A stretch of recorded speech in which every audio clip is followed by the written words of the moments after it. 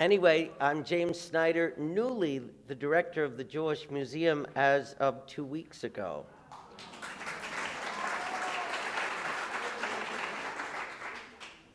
And I have to say, this has been a great week. The opening week for Marta's exhibition, it's really been kind of thrilling. You know, these aren't the brightest of times, and our opening Tuesday night had over 400 guests jammed in here and throughout the exhibition. And just before that, we inaugurated in Times Square Marta's magnificent inflated sculpture there. And you know, all of this is about celebrating Marta's ebullience and her positive spirit, and in these times there couldn't be a better thing to do. And of course, we here at the Jewish Museum are proud to be presenting her first career survey in the US. And what you've seen, I hope, by being in the exhibition is more than 6 decades of really amazing work. And I've said this before, but I'll say it again, because whenever I'm in those galleries, I feel this. She sits and stands and dances at the powerful intersection of all these artists that she knew, admired, and engaged with through all of those years, starting with artists like Klaus Oldenburg, Andy Warhol, Yoko Ono, Kusama, Valley Export, one of my favorites from the women's action art movement in the 1960s. And she captured all of that, but she's continuing with the same kind of vitality today, which you see in the galleries here and which you see in Times Square.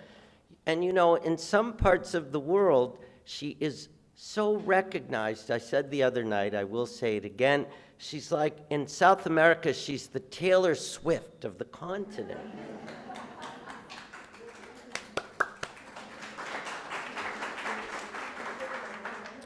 And we actually have the privilege of bringing her here for her first career survey in the US.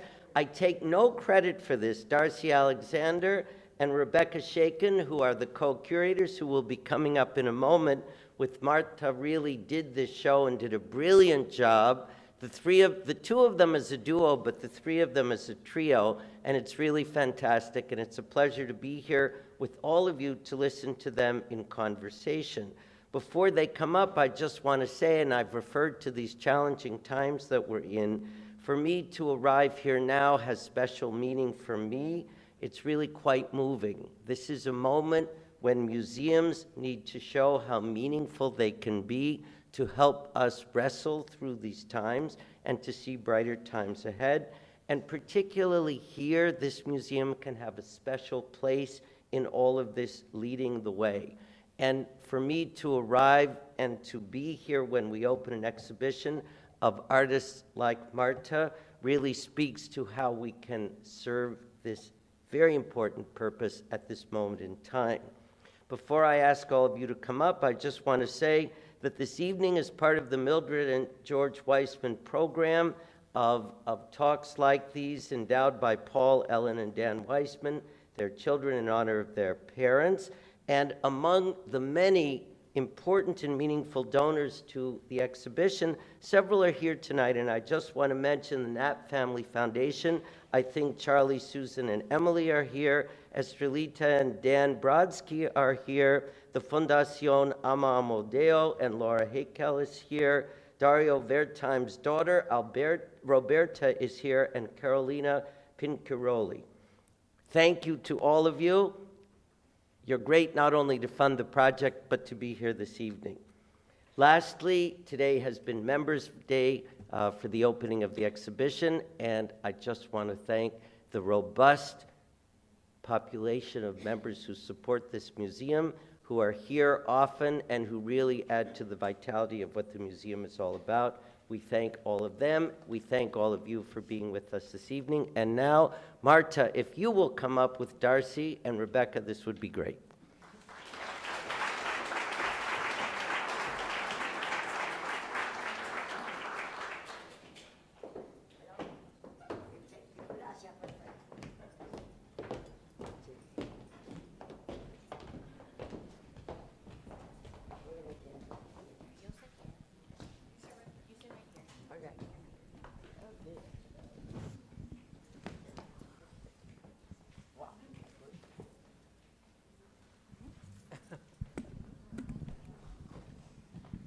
Good evening. Hi, Marta. It's so great to see you. It feels like we're coming into the final stretch of our time together. You've been here about a week, getting ready for this exhibition. Speak slow. And I'll speak very slowly. But first of all, thank you from all of us here at the Jewish Museum. We have loved having you here, and we look forward to talking with you a bit about your artwork and about your history in New York. And I wanted to start very generally, which is that you've had this incredibly long career going back to the 1960s, and you've made work that has spanned happenings, soft sculpture, technology, and now this huge installation that you have in Times Square. What is it that is the glue that brings together all of these ideas and works? What is that Marta Minujín hook? Well, first of all, that I love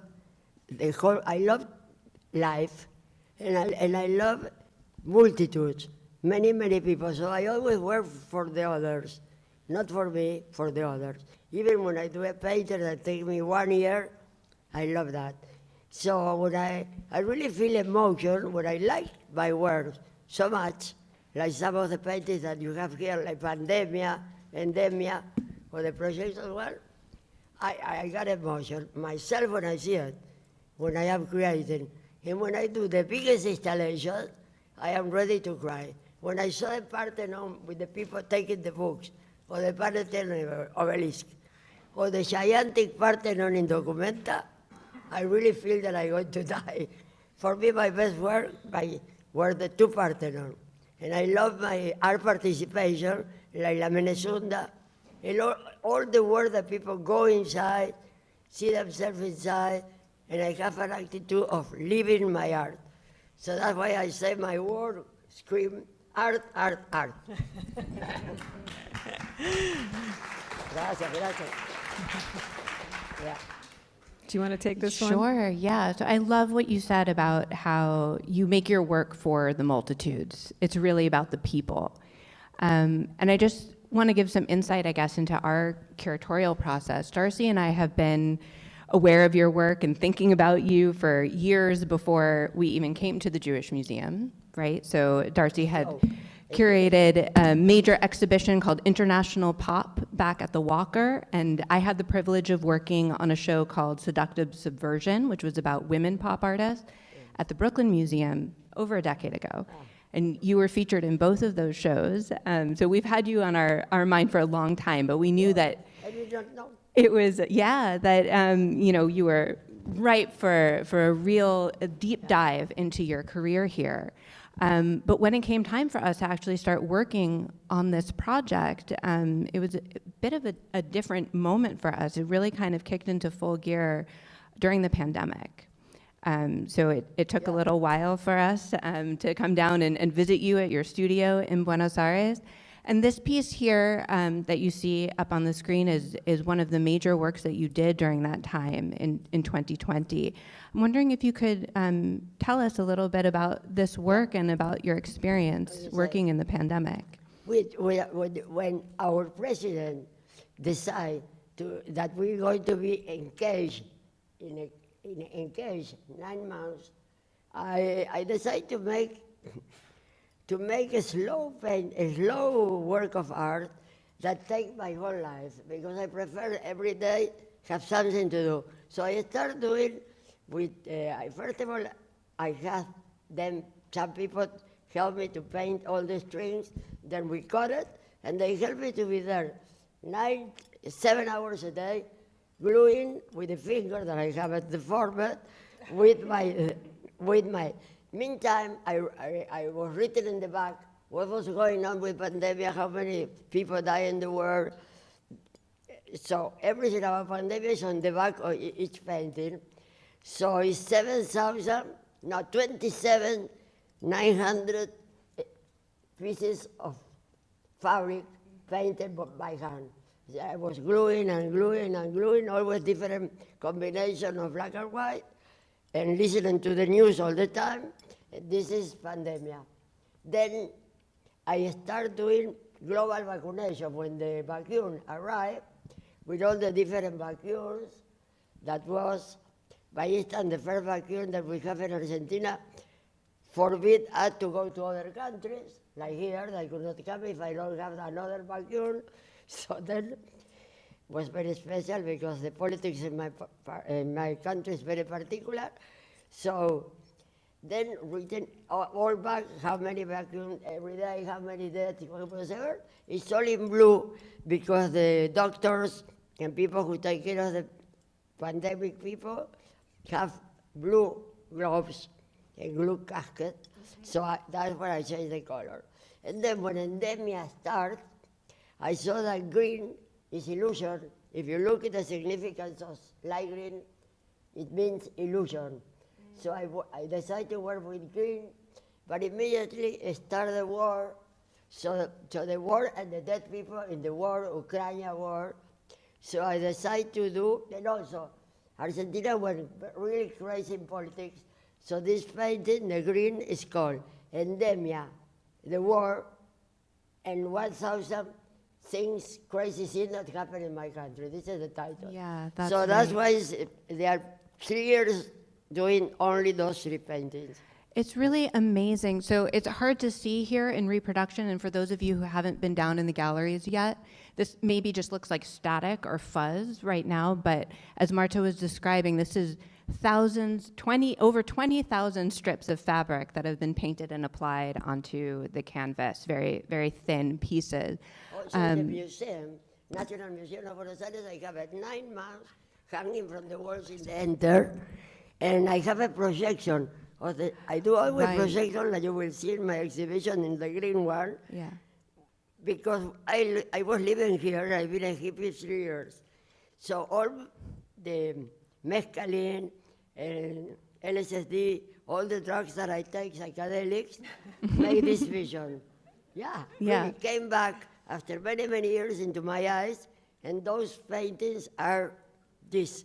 It's like a new psychedelic art, trans-psychedelic art, I call it. We'll get into that for sure. We'll Okay, talk okay. about some of those and the Okay. projections as well. But I just wanted to say one final thought about this is that there's something very different and unique about this one painting in particular because it's so monochromatic and so somber, and it really kind of Pandemic sad. alludes to the time, the heaviness and how difficult that time was in the pandemic. But hearing you talk about the colors, your choice of colors for the global vaccination piece from the same series, and endemia, that kind of hopefulness that the green brings, it's so clear that color has such an important role in your art Yeah. throughout your career. So even with the black and white, it's still, there's something there.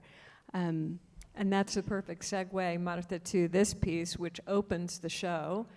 And Yeah. so the mattress has been a very long-standing obsession. And I love how this work, in a way, all the ingredients for the later Pandemia paintings are in this piece because it's fabric, you're using the stripes, but Same it's the time. mattress, you Yeah. did them at the same time.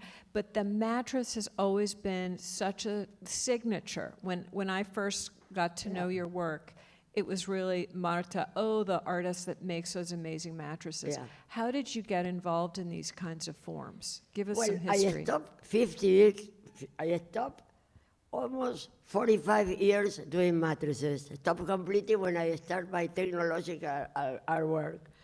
But that you could see here in the MoMA, the one who went to MoMA. And for- implosion downstairs. Yeah, for the video. Okay, I was working here with technological art, but so I stopped completely and doing happenings since the very beginning. Since I was 20, I was doing happenings and performance. Not performance, happenings. I have myself reading the news when I was already reading Marshall McLuhan, Understanding Media, and the masses media. And I bet even when I was here, I have a conversation with Marshall McLuhan that I love all of his books. And then I started working with technology. But before that, when I was 20, I saw that mattresses, when we spend half of our life.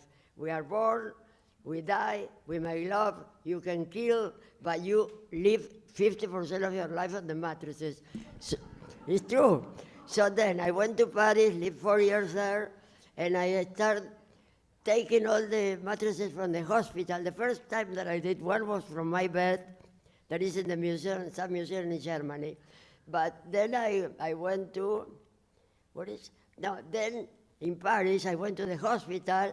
I find all the mattresses where people die with blood, everything, and disinfect them in the streets.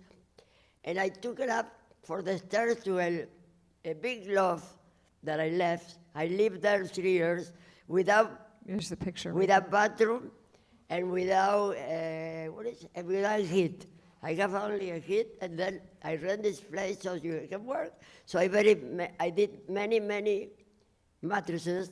Then I took it, and my first happening in Paris was the destruction that you could see, I believe, a video downstairs, where I burned all my works before Cristo, the one who enveloped, dropped me, and different painters did his art on my work, and then somebody came, destroyed with a, I don't know, big... Like a hatchet. So with this a was cutter, an and I installation put of gas, destruction. And I throw birds and rabbits, because I always love rabbits. In some of my pieces, I work with rabbits because they are like small mattresses. Yeah. And I Rabbits throw are small mattresses mattresses. between the people and birds. And then all my creation in Paris for 3 years, I burned it. Since that, I did, I don't know if I did, I did one more work with mattresses that I got the prize to come here. That was that Revolt and Live is now in the museum with 10 women in Munich. How the Kunst is showing there with Judy Chicago and all the women who made environments at the beginning of the 60s. This work is a reproduction, but it's there on exhibition. And then I started doing technological art. So I did 3 countries happening with Alan Capra Wolbostel, and then I did Minu Code here in American Society. That was the Center for Inter-American Relations. It was, those works are at the MoMA. It's one work that is Minu Code, that you have 4 cocktail parties, different days of politics, economists, fashion, and artists every day. And then the film, you surround, you project. So the people were invited to be surrounded by politics 10 minutes, surrounded by economists, and all the same size. So this work is at MoMA. So then I did the electronic telephone booth that you see. It's an electronic booth that I made with the Guggenheim grant. I got, until I was 41, I never sold one drawing. Just, I live of grants. I have a grant, I got 17 grants. So I live here and in other countries. Not here, I live here. 13 years on grants. So I got the Guggenheim, it was a lot of money, and I spent the whole grant doing the Minuphone, it's electronic and telephone booth that you go inside and you are surrounded by different effects, like green water goes up the wall and goes down, black water. There is a camera that takes your face when you look down, and you get a picture Polaroid outside of you in television. 7 different effects while you talk. So you are, because now with a cell phone, you speak with all those effects that is live, and before was inside the booth. Marta, I think you're making a really great point about the incredible contributions that you made as a woman artist to the field of technology in your artistic practice, but you were also making paintings, and we have some of them. But not at that moment. Well, I wonder if we can pivot. Rebecca, do you want to introduce these Yeah. amazing works? Absolutely. So these are some of my favorite works in the show, for those of you who know me. No, I think that was after. this was after, yeah, absolutely. So we're jumping ahead now into the early 1970s. So I know you haven't necessarily considered yourself a painter in your career, as you've been talking I was about. always a painter, that Yeah. you can see my last painting here. And at that time, I paint 1 month doing this big painting influenced by Severini and Futurismo. When I was almost at school, I paint that. And then I stopped completely and went to informalism. Yeah. Then I went, then you know what I did? Then, after technological art, my husband worked in OEA, so we lived in Washington 3-4 years, that I hated Washington. So I was enclosed there, and I was very much impressed here from Times Square when you see all those porno shops and all the energy that sex produce. Like the people watching like crazy, all the magazines, watching the movies and all that. So I came back, I went to Washington, I always work there to see the energy those people have, and I capture on images on penis, and vaginas. Yeah, these are in some ways They're a pretty all pink. hot pink, absolutely, pinks, purples, etc. In some ways, it's a real departure from the other work that you were doing, the happenings, the technologically complex works that you were describing, the mattresses. But in some way, it's also a continuation of that, right? A lot of the mattress works that you were doing were They very were also erotic. I have one called Erotic in Technicolor. The mattresses that was burned, they were all destroyed by the militaries in Buenos Aires. There were 4, and one entered in the other, like a kind of penis. Yeah, It was erotic. absolutely. Yeah, Erotic the in mattresses, if Technicolor. you look closely at them, they are very biomorphic. They're very bodily. They have these limbs coming off of them. Some of them are quite phallic. The one that opens up our show, there are many like lips and other orifices that are sort of abstracted. So there is this sort of playfulness of an erotic quality to the mattresses that are continued in this frozen sex painting. Then I mix it all because same time I was doing several happenings here in New York, performance, like I did 2 at the moment, fantastic. One was interpreting, that also. I'm gonna try to get to invite those. Juan Downey to work with me to do something. And it was singing like a kind of opera happening.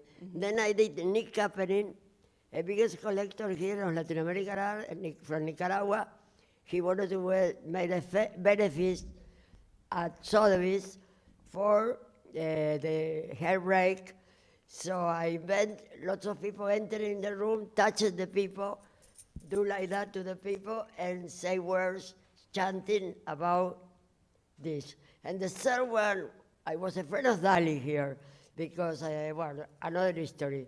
I rolled his case 3 months in New York, and then he invited me to go to the Hotel San Regis, when he has cocktails for like Andy Warhol, Candy Darling, very underground people. So I went with him. Why I say that? Because then I did another big happening in New York. I know, when Picasso died, he made a fantastic party. So I was furious with him, because I love Picasso. So I decided to make a opera happening at MoMA. They gave me the garden. I got a grant to do it, and also a collector put money on the happening. And I kidnapped, in Argentina they were kidnapping all the time. So I kidnap people in cars. First of all, the opera, we sing beautiful with the Picasso faces. And then I kidnap people, and I take it to 30 different places in New York. Because in New York, I became so famous at that time that I was in New York Times, Time Magazine, Newsweek almost every year, that everybody gave me his house, his embassy, his theater.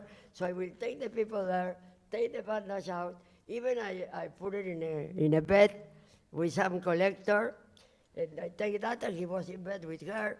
Crazy thing.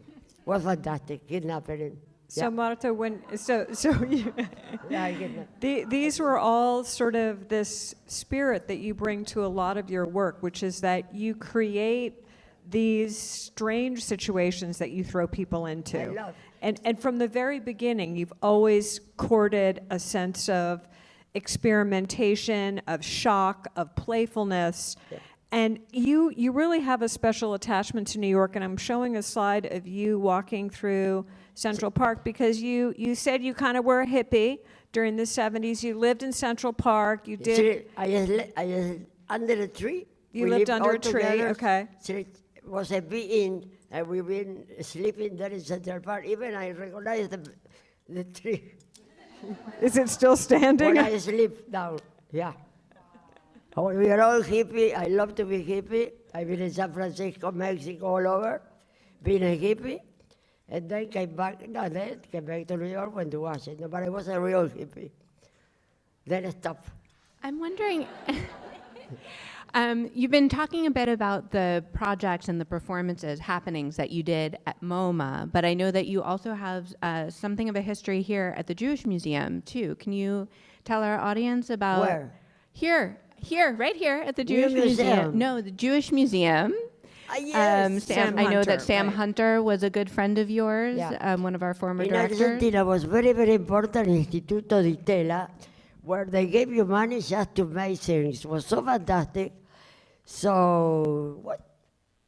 We were just talking about the fact that you were introduced in many ways to the people in New York through Sam Hunter, who was the director at the Okay. Jewish So Museum. he came to be an art critic. He came to be the jury. Alan Solomon, too, came to Argentina. So Sam Hunter became a friend. So the first thing I arrived to New York, I came to see him.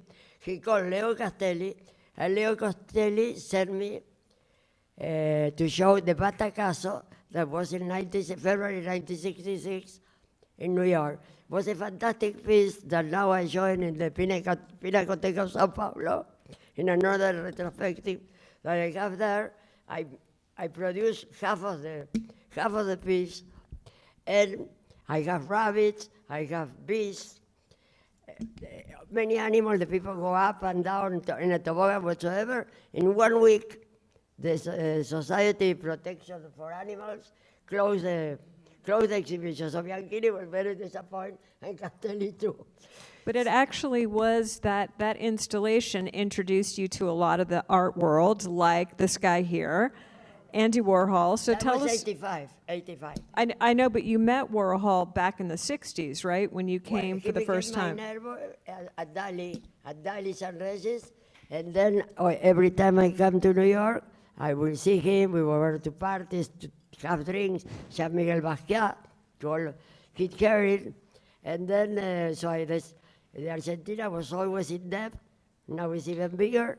So I decided to pay. No, because I say Argentina produced corn. Corn was giving food to the Second War by gigantic boats to Europe. So the debt is paid with the food that already the Europeans that came here to United States. So the debt is already paid. So I was a queen in Argentina. He was a king in New York. So I paid to him the Argentina external debt. And then I did it 2 more. One with Margaret Thatcher, because of the Malvinas Island, and another one with the last Documenta 15, I don't 17, remember. yeah. 17, oh, yeah. Documenta 17, I did in Greece. I paid the Greek debt to the Germans with olives, because oil pay all the debt of the world, the oil. Right. Yeah. So this is repaying the Argentine debt with corn, the Latin American gold, you call it. I love what you say about how Andy was the king of pop, Yeah, and I you were loved the Andy. queen of He pop was my best friend. in Yeah. Argentina. That's absolutely true, and really comes across Yeah. in this work. You have the clicker? Can we go ahead What to do the you next need? one?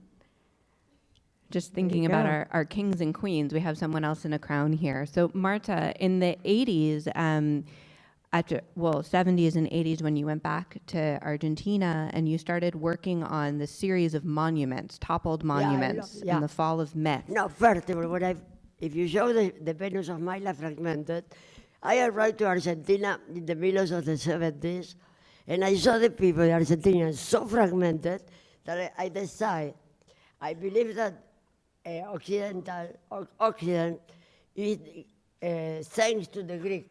So I took the Greek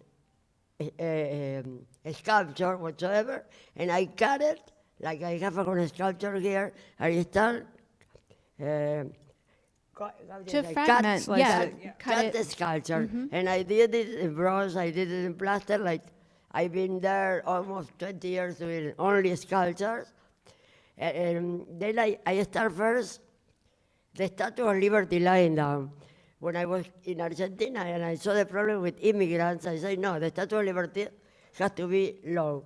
So one of my, the future project here, maybe next year, I will get inside the armory and I will do the Statue of Liberty lying down, covered with fake hamburgers, and the people take the hamburgers and we change it this day in McDonald's. So this work is going to be maybe 1 month in the armory. I love that. Do we have anyone from the Armory here tonight who can help make this happen? I know originally this project, you wanted it in Battery Park, right? To be right across from. Yeah, but I to prefer see- in armory. Okay. Yeah.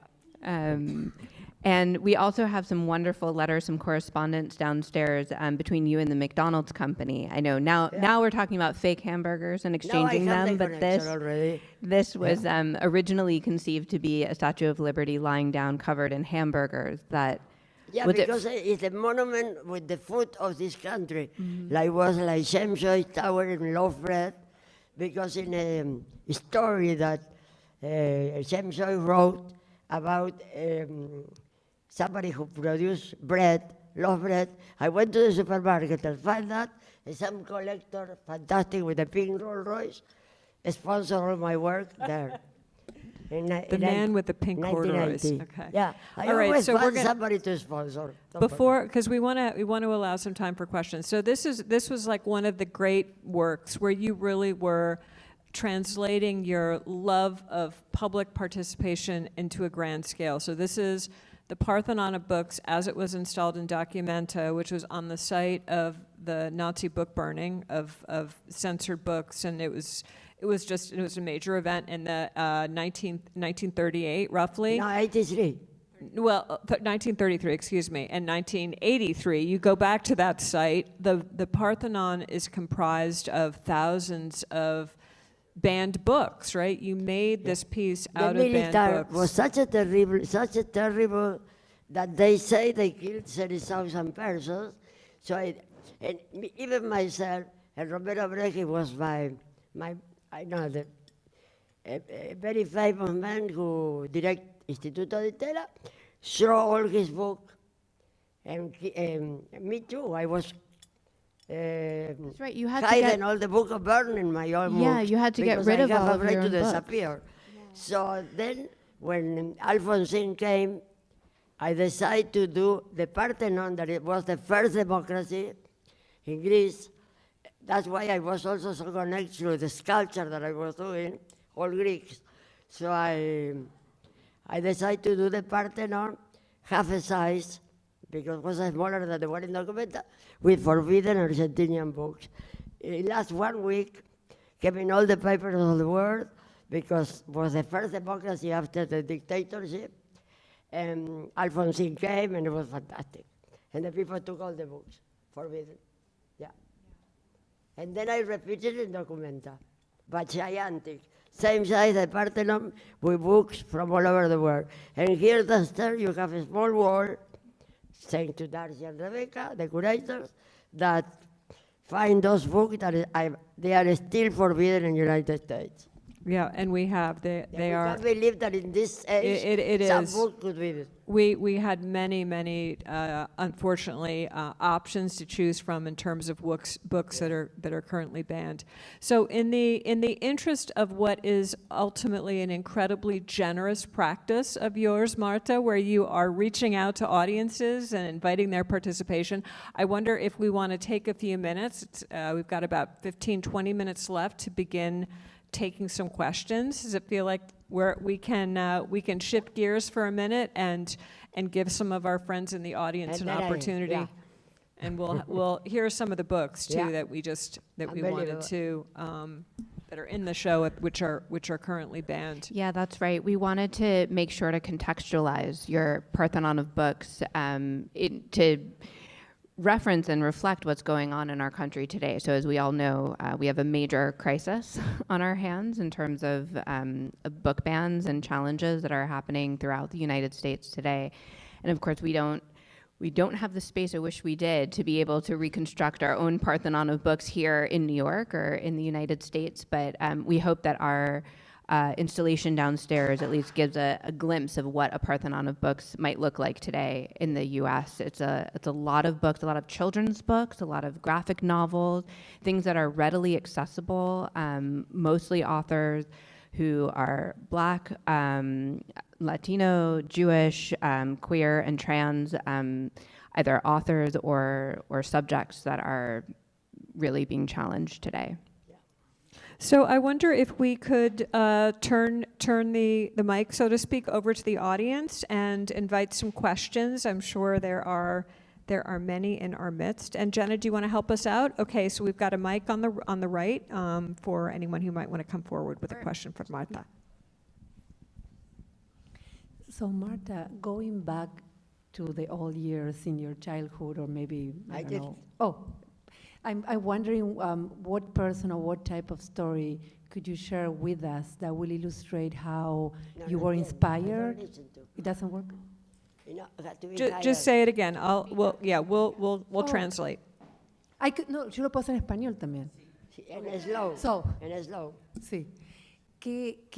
¿Podrías contar alguna historia de tu vida que ilustre cómo es que te inspiraste para ser la artista que sos hoy? No puedo. Eso cada día. Cada día que vivo. Ok, no hubo una persona especial en tu vida, una historia, I don't know. Natural in me. But I know that I have extremely big imagination. You say one word and I am already far. That's what I know. Every moment in my life is just imagination. Okay. Yeah. Gracias. Okay, anyone else? In the back. No hablo español muy bien. But you can. Perdóneme. Maybe you can help me. So Okay. the piece behind you, the piece there, Yeah. that's all, how is that made? I've seen it in person, it's beautiful. Do you do it by yourself or with many other people? No, I never have assistant. I don't want them to take me the pleasure of doing it. I don't like assistants. Solo. Only help me to bring me the piece of, because they are all collage with how do you say, with fabric. So already painted. So they cut it, white cut it, and they give it to me and takes 3-4 months each one. Not so long like the others, but 3-4 months. And this has a projection on it. Yeah, all of them, you need a projection. So it's completely psychedelic. Marta, in some of your works So, you refer... higher. Higher, okay. In some of your works you refer to Alberto Greco. And I noticed that he was a big influence to you and other artists. So I wondered what his influence Alberto was. Greco. Was he kind of like a guru in the arts, or was he a leader in the arts? How was he so influential? Because we have a mutual friend, Nicola L., that also did a lot of works referring to Alberto Greco. So I just wondered about his mysticism or his importance. Yes. Jimena, traducime, o Carla, traducilo. We were just talking about the importance that Alberto Greco had on you. I know, very important because when I was 16, I met him and he was informalism. So I changed from the painting you saw downstairs, that is the blue, the forestation of Vivaldi. I changed completely. I was 16 and I started doing informalism, and took me, because everything went so fast in 20th century that in 1 year I will be informal painting like surrealist, not surrealist, futurist. Then I changed to informalist. Then I changed to the collage, like you have one downstairs, and then I changed to the matrices, probably in 1 year. Only in 1 year you will do everything. Then it will be stopped because the matrices take a long time to do. Each matrix take like 3 months. And then, well, there I have helpers because you have to sew it by hand.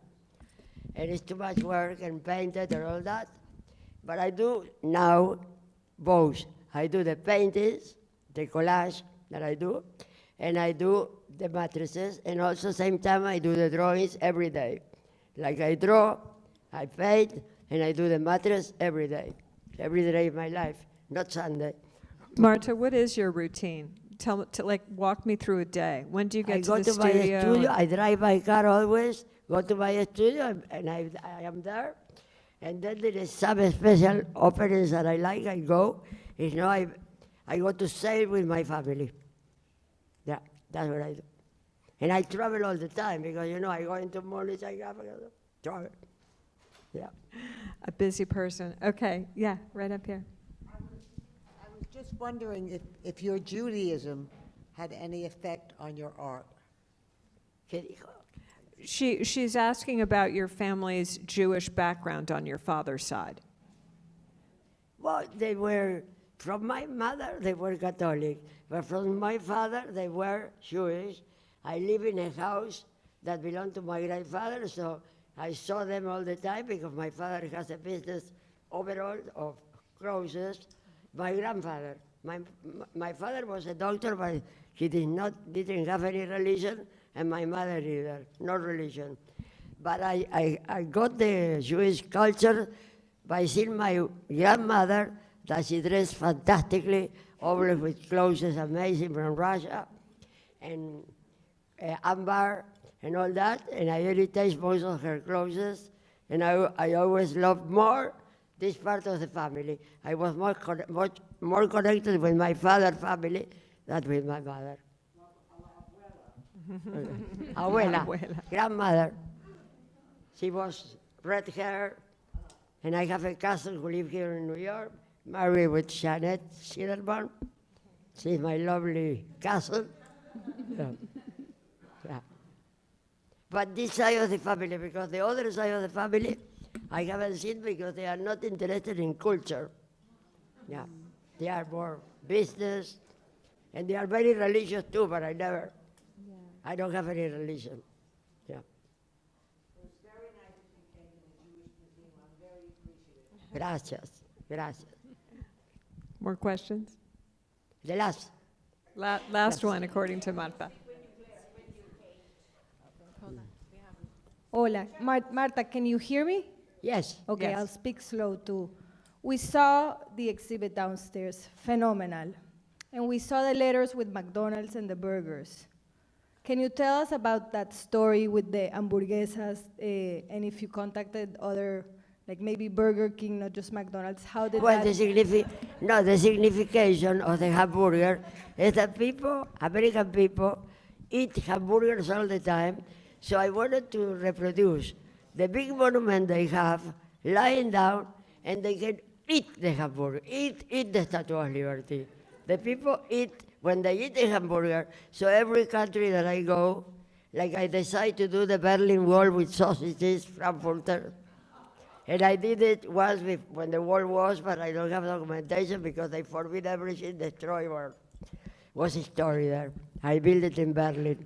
So each country, his own food. Like in Argentina, I did the obelisk with panettone.